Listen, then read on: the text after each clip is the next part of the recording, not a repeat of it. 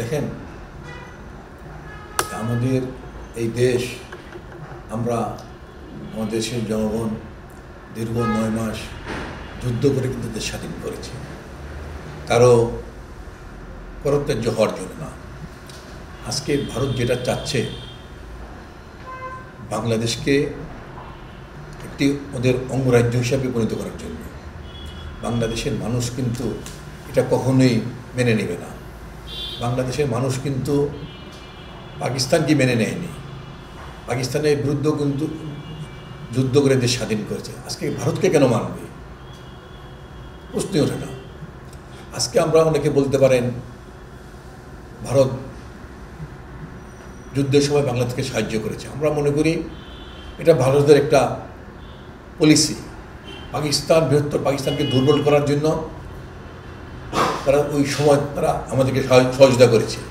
তারা কিন্তু আমাদেরকে ভালোবেসে বা আমাদের ভালো হবে এই কারণে কিন্তু আমাদের সাহায্য করেনি, তাদের ভালোর জন্য তারা আমাদেরকে সহযোগিতা করেছে। এবং আমরা মনে করি আমাদের দেশ স্বাধীন হওয়ার পরে আমাদের কাছ থেকে যা ছিল সব লুটে ফুটে ভারত নিয়ে গিয়েছে। আজকে দেখেন বর্ডারে কোথায় কোথায় আমাদের গুলি করে আমাদেরকে ভাই বোনকে হত্যা করা হচ্ছে। যদি আমাদের ভালো চেত তাহলে কখনো কিন্তু এই কোথায় কোথায় বর্ডারে আমাদের ভাই বোনদেরকে হত্যা করতো না।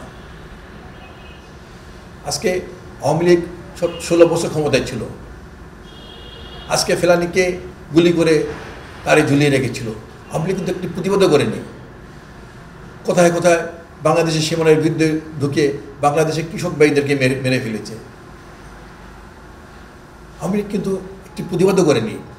আজকে বাংলাদেশের জনগণ এই ভারতের বিরুদ্ধে আজকে ক্ষোভে রাগে আজকে ফেটে উঠেছে। আমরা কিন্তু বাংলাদেশি, আমরা সবাই বাংলাদেশের ভিতরে আমরা যারা বসবাস করি আমরা সবাই বাংলাদেশি। আজকে ভারত ধর্মের নামে বাংলাদেশে বিভক্ত করতে চায়। আমরা মনে করি বাংলাদেশে হিন্দু, বৌদ্ধ, খ্রিস্টান, মুসলমান আমরা সবাই ভাই ভাই, আমরা ঐক্যবদ্ধভাবে বাংলাদেশে আছি। আমরা মনে করি যার যার ধর্ম সে পালন করবে, নিরাপত্তা দিবে সবাই, এখানে কোনো বিভেদ নাই। তো ভারত বাংলাদেশকে, এবং আমাদের সবচেয়ে মজার ব্যাপার হলো এই যে 16 বছরের একটি সরকার ছিল আওয়ামী লীগের সরকার, এই সরকার কোথায় কোথায় ভারতের পাড় চাটত। এক কথা বলা চলে ভারতের দাস ছিল।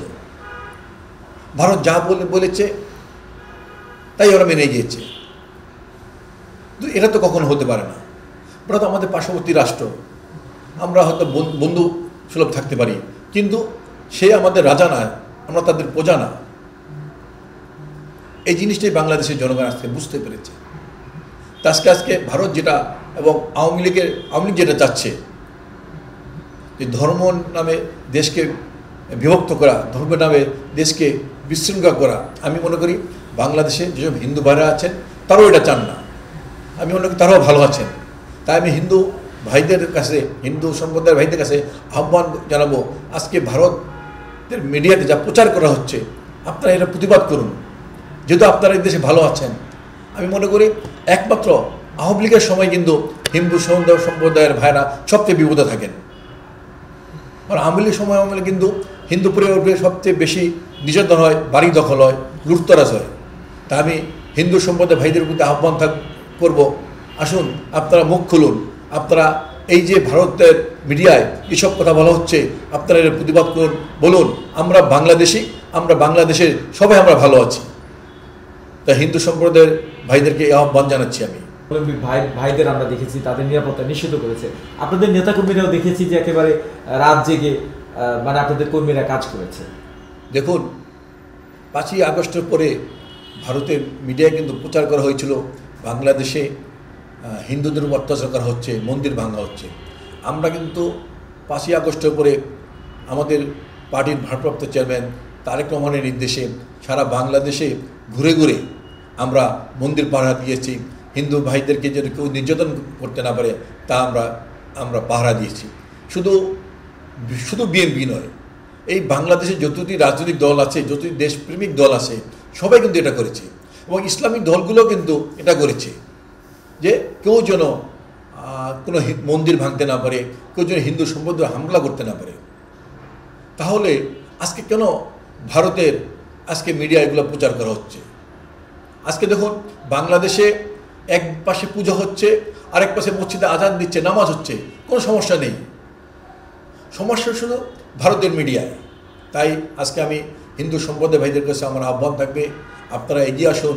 আমরা যে বাংলাদেশে একটি সুন্দর পরিবেশে আমরা বসবাস করছি, আমরা যে বাংলাদেশে হিন্দু, বৌদ্ধ, খ্রিস্টান, মুসলমান ভাই ভাই আমরা যে ঐক্যবদ্ধ আছি, এই কথাটা বলে দিন।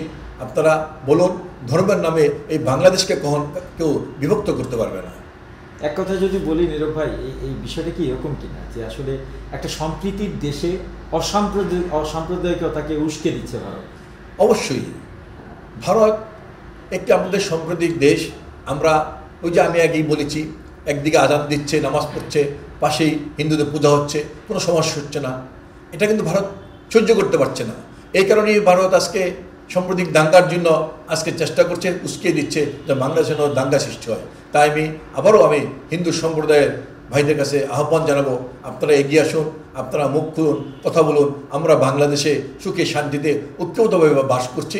এই দেশটি আমাদের সবার।